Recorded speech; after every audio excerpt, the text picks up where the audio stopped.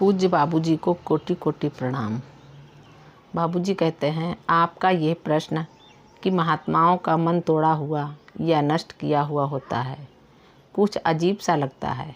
मेरा विश्वास है कि एक रची हुई चीज़ ही तोड़ी जा सकती है। रची या रचाई हुई वस्तु उसे कहते हैं जो अनेक इथूल परतों से ढकी हुई हो। एक मकान तोड़कर गिरा देने से भूमि तल पर कोई फर्क नहीं पड़ता। आप स्वयं ही इस बात का निश्चय कीजिए कि मन को वास्तव में नष्ट किया जाता है या रूपांतरित। मैं तो इसे मन को स्वनिर्मित करना कहता हूँ, जिसका अर्थ है उस पर खड़ी की गई इमारत को हटाना। लेकिन यदि कोई मन से ही पूर्ण छुटकारा पाना चाहे तो उसे अस्तित्व के मूल आधार क्षोभ से ही मुक्ति पानी होगी। मन के बिना कोई क्रिया संभव नहीं है। प्रकृति में किसी वस्तु का अस्तित्व मिटता नहीं है, बल्कि उसके रूप और क्रिया कपाल समय समय पर बदलते रहते हैं। हर व्यक्ति के पास बुद्धि होती है, लेकिन एक उसका उपयोग जहाँ अच्छे काम के लिए करता है, वही दूसरा उसका उपयोग बुरे काम में करता है। उच्च स्तरों तक प्रगति हो जाने पर इंद्रियां संयमित और संतुलित हो जाती हैं। वे अपने वास्तविक शुद्ध रूप में आ जाती हैं। तब व्यक्ति कर्मों का करने वाला नहीं रहता, उसके संस्कारों का बनना बंद हो जाता है। यदि साधक ठीक मार्गदर्शन द्वारा सही ढंग से अभ्यास करे तो ये उपलब्धि आसानी से प्राप्त की जा सकती है। अवतार हमेशा किसी निश्चित उद्देश्य की पूर्ति के लिए आते हैं और अपने काम की सिद्धि के लिए सभी आवश्यक शक्तियाँ उन्हें मिली होती हैं।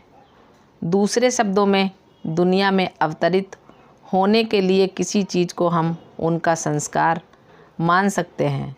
जब उनका काम समाप्त हो जाता है तो शक्ति भी प्राप्त हो जाती है। अवतारों के योग के सिद्धांत से संबंधित आपके प्रश्न का इतना ही उत्तर है। शक्ति का उपयोग दूसरे क्षेत्रों में भी किया जा सकता है। उदाहरण के लिए तौर पर गायन विद्या में इसका उपयोग विभिन्न चक्रों को जागृत करने में किया जाता है। दीपक राग का केंद्र बाएं चुचक के ऊपर की ओर स्थित है और मेघ राग का दाहिने के ऊपर। इन रागों में गाए जाने वाले गीतों के लिए आवश्यक ध्वनि का स्वरमान इन बिंदुओं या उपचक्रों से सीधा संबंध रखता है। इसके थोड़ा ऊपर एक चक्र है जिसे कंठ चक्र कहते हैं। दुर्गा का स्थान, यहाँ हंसाने और रुलाने की प्रवृत्ति उत्पन्न करने वाली शक्तियाँ पर्याप्त मात्रा में भरी हुई हैं। जब गायक किसी विशेष प्रकार का प्रभाव उत्पन्न करना चाहता है तब वह अपनी आवाज़ को इस असर को पैदा करने वाले चक्र से जोड़ लेता है। अंतिम निर्देशित चक्र में दुर्गा की शक्ति भरी हुई है। जिसको इस पर अधिकार हो जाता है वह इसकी व्याख्यात शक्तियों का प्रदर्शन कर सकता है। इसी चक्र को माया का चक्र भी कहते हैं। जब मनुष्य की विचार शक्ति इसे स्पर्श करती है तो उसे स्वप्न आने शुरू हो जाते हैं। कभी कभी ध्यान के दौरान अभ्यासी इसके संपर्क में आ जाता, तब उसे जागृत स्वप्न आने लगते हैं। यह उपचक्र इतना आश्चर्यजनक है। इसके काम का नियमन या संतुलन केवल प्राणाहुति के द्वारा ही किया जा सकता है। एक अति विकसित व्यक्ति की आध्यात्मिक अवस्था की तुलना हम सागर से करें तो जिस तरह सागर की सतह पर ऊंची तरंगों से उत्पन्न फेन के जाले बनते रहते हैं, उसी तरह क्षेत्र विशेष में मौजूद हालत की बाहरी सतह पर अनेक ऐसी वस्तुएं होती हैं जो विचारों ख्यालों के रूप में रहती हैं और उसमें तैरने वाले को स्पर्श करके चली जाती हैं, लेकिन उसका ध्यान जरा सा भी आकर्षित नहीं करती। इसी तरह जब कोई आध्यात्मिक स्थिति में तैरता हुआ उसमें पूर्णता निजामित रहता है तो उसका ध्यान उतार चढ़ाव से बार बार बनते और बिगड़ते क्षणिक फेन के जालों की ओर आकर्षित न होना कोई आश्चर्य की बात नहीं है। उनसे हालात की विशुद्धता और स्थिरता पर भी कोई असर नहीं पड़ता। ऐसी है ब्रह्मांड मंडल या विराट की स्थिति। ऐसी स्थिति में मन में कभी कभी उठने वाले विचार भी उठती हुई लहरों की क्रिया एवं प्रतिक्रिया से उद्भूत फेन के जालों की तरह हैं। ये भी क्षणिक होते हैं और इनका भी कोई असर नहीं होता। फिर प्रश्न उठता है कि वे वहाँ हैं ही क्यों? इसका कारण ये है कि उत्पत्ति के पहले दिन से ही हम लगातार विचार पर विचार बनाते जा रहे हैं। वे सब उस मंडल में तैर रहे हैं और जाने अनजाने बालों को स्पर्श करते रहते हैं। ये बिल्कुल स्वाभाविक है। दुख की बात तब होती है जब कोई इसे अपना समझने लगता है। ये उसकी सबसे बड़ी भूल होती है। दूसरे शब्दों में यह उसके भीतर बसी हुई ममत्व की भावना का प्रत्यक्ष घोतक है। आजकल के स्वज्ञापित ज्ञानी लोगों में यह बात बहुतायत में मिलती है। किसी शब्द के पहले उपसर्ग लगा देने से उस शब्द के अर्थ में उससे बड़ा जुड़ जाता है। उदाहरण माया के पहले महा जोड़ देने से उस स्थिति का बोध होने लगता है जो माया के सामान्य स्तर से आगे की हो। माया को हम एक विशेष क्षेत्र तक सीमित वस्तु मान सकते हैं, परंतु जब कोई उसके आगे निकल जाता है तब माया विलीन हो जाती है और उसकी जगह महामाया ले लेती है। उसकी ठीक संकल्पना असंभव है। ठीक उसी तरह जैसे हवा के दायरे की वास्तविक संकल्पना उसकी अंतिम सीमा के बाहर जाने पर ही हो सकती है। फिर भी दोनों के बीच की सीमा रेखा का ठीक निश्चय करना बहुत कठिन है, क्योंकि एक हालात धीरे धीरे पिघलती हुई दूसरी हालात में परिवर्तित होती है। मान लीजिए कि आप एक गेंद को आसमान में खूब ऊंची फेंकते हैं और वह आपको बराबर दिखाई दे रही है, लेकिन क्या आप उसकी ठीक स्थिति का अंदाज़ा लगा सकते हैं? असीम से आती हुई किसी भी वस्तु में उसकी किसी न किसी प्रकार की थोड़ी बहुत आभा अवश्य आती है। अब वह क्या है, इसका पता आपको निश्चय ही विचार से लगेगा। यदि इसे बिल्कुल कड़ाई से जांचा जाए तो पता चलेगा कि यह विचार ना होकर कोई दूसरी चीज़ है। मोटे तौर पर वह विचारा हुआ से काफ़ी मिलता जुलता होगा। दूसरे शब्दों में विचार और विचारा हुआ दोनों साथ साथ चलते हैं।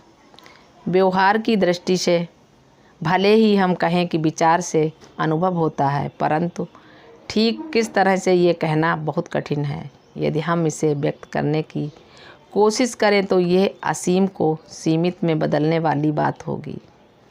आप खुद ही सोच कर देखिए कि महामाया के दायरे का बिल्कुल ठीक स्थान निर्णय करना कैसे संभव हो सकता है। मेरे मत में समझाने के लिए उसे एक मंडल भर मानना पर्याप्त होगा। ठीक से देखा जाए तो सृष्टि को उसका आधारभूत पदार्थ प्रदान करके हम ही ने उसे खड़ा किया है। उसमें मात्र प्रथम इच्छा के झटके से ही जिससे क्रिया क्षोभ को गति मिली। ईश्वर का काम तो नाम मात्र का था। सृष्टि की वस्तु की जड़ में पदार्थ था जो सत्य रूप में विद्यमान था। ठीक उसी तरह जैसे सभी मशीनों का मूल धरती के नीचे दबे कच्चे लौह धातु में है। इच्छा का झटका तीव्र वेग से भरा हुआ था, जो अब भी है और आगे भी अंत तक बना रहेगा। इस विषय में यह कहा जा सकता है कि सृष्टि का आदि और अंत उसी वेग के दो सुदूर सिरे हैं। हाँ, बीच में वास्तविक शक्ति विद्यमान थी जो सारे विश्व के ढांचे को अस्तित्व में लाने का मुख्य उपकरण बनी। उसमें अतुलनीय शक्ति भरी हुई है और विद्युत धारा की तरह झटके निकलते रहते हैं। मध्य का भाग केंद्र का काम करता है। उसके थोड़ा नीचे मुख्य उत्प्रेरक शक्ति है जो सृष्टि का कारण रूप बनी। एक और भी बिंदु है जहाँ एक प्रकार की चालक शक्ति सही संतुलन की स्थिति में मौजूद है। मैंने उसे बहुत दूर से देखा है, इसलिए मुझे उसकी दूरी कुछ किलोमीटर जैसी लगी।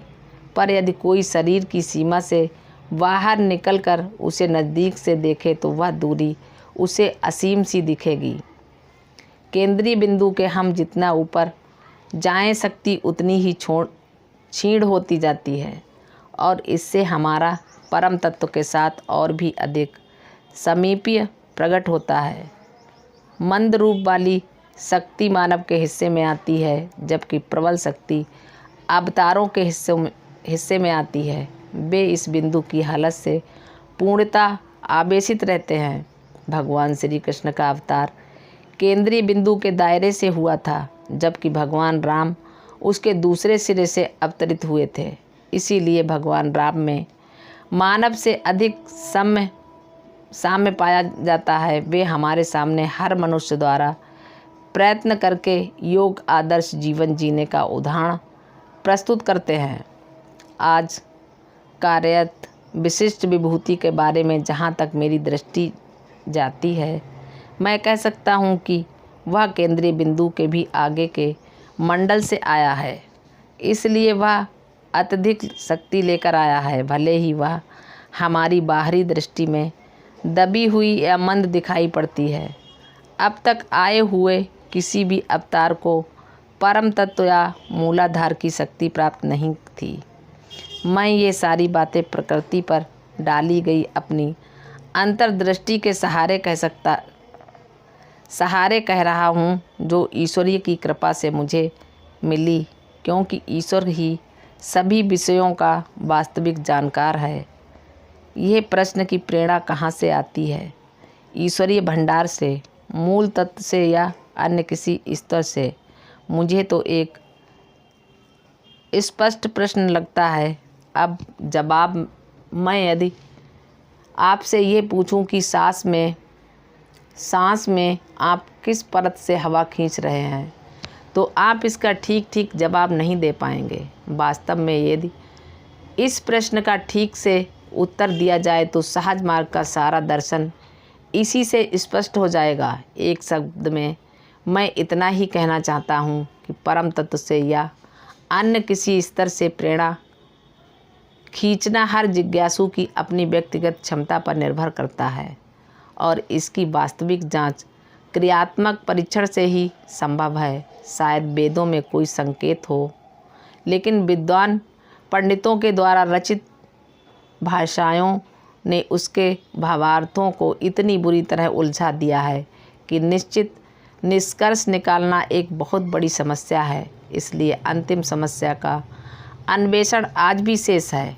वस्तुतः इस समस्या का सुलझाव जीवन भर की क्रियात्मक साधना के द्वारा ही संभव है। दुर्भाग्यवश लोग स्वयं समस्याओं के उत्तर तक पहुँचे बिना ही उत्तरों का सुझाव देते रहते हैं। इससे बढ़कर बेतुकी बात और क्या हो सकती है। मालिक को प्रणाम। सभी अभ्यासी भाई बहनों को नमस्कार, धन्यवाद।